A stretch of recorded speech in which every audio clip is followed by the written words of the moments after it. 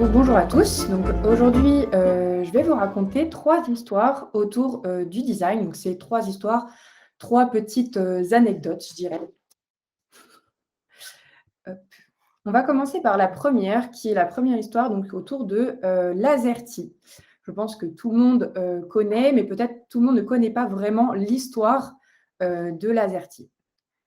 Donc tout d'abord, ça vient, d'abord de la naissance, du QWERTY, donc le QWERTY qui a été breveté en 1878, par un scientifique Christopher Latham Soules, si je l'ai bien prononcé, et ça a été conçu, pour éviter du coup les risques de blocage sur les machines à écrire qui étaient mécaniques à l'époque. Et donc le principe était d'éloigner les lettres les plus, utilisées donc en anglais pour éviter le blocage des tiges qui étaient, du coup, proches, donc éviter le blocage des tiges entre elles.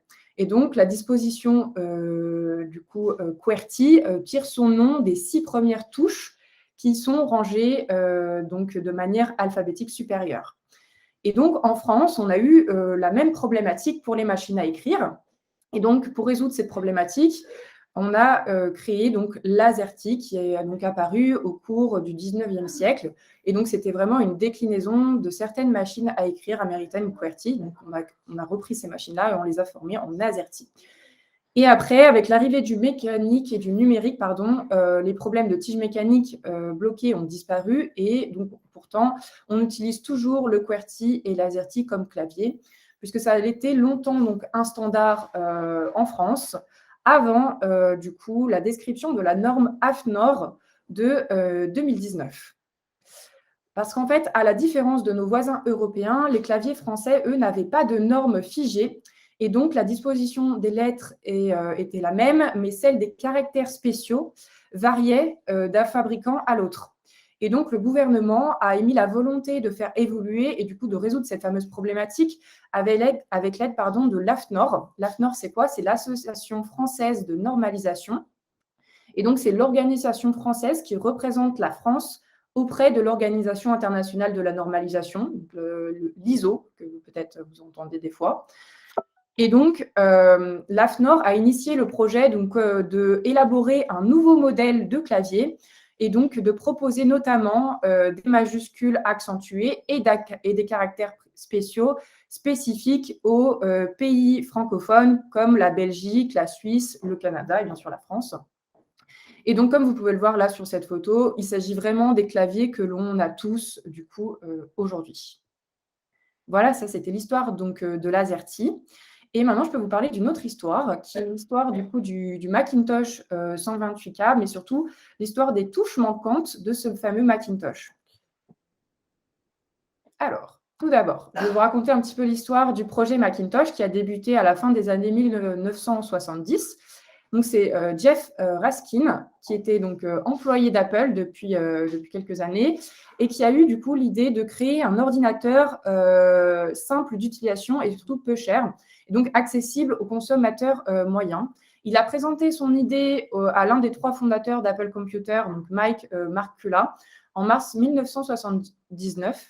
Et donc, il lui a donné son feu vert pour lancer en septembre 1979 et embaucher quelques personnes, monter une équipe au sein d'Apple pour lancer le projet Macintosh, un projet qui s'appelle comme ça parce qu'en fait, c'est le nom de la pomme préférée de Raskin, la fameuse Macintosh que vous voyez ici en GIF. Donc, le projet a suivi son cours, mais fin d'année 1980, Michael Scott, CEO d'Apple Computer à l'époque, a procédé à une restructuration de l'entreprise. Donc, il y a eu Steve Jobs qui était en fait sur le projet Lisa, qui a été contraint de quitter ce projet sur lequel il travaillait, et il s'est du coup retrouvé dans le projet Macintosh de Jeff Raskin. Et donc là, il s'est avéré que la collaboration a mené à plusieurs conflits, notamment le conflit de la souris, qui fut vraiment un des sujets de discorde. Raskin ne voulait pas de la souris pour le Macintosh.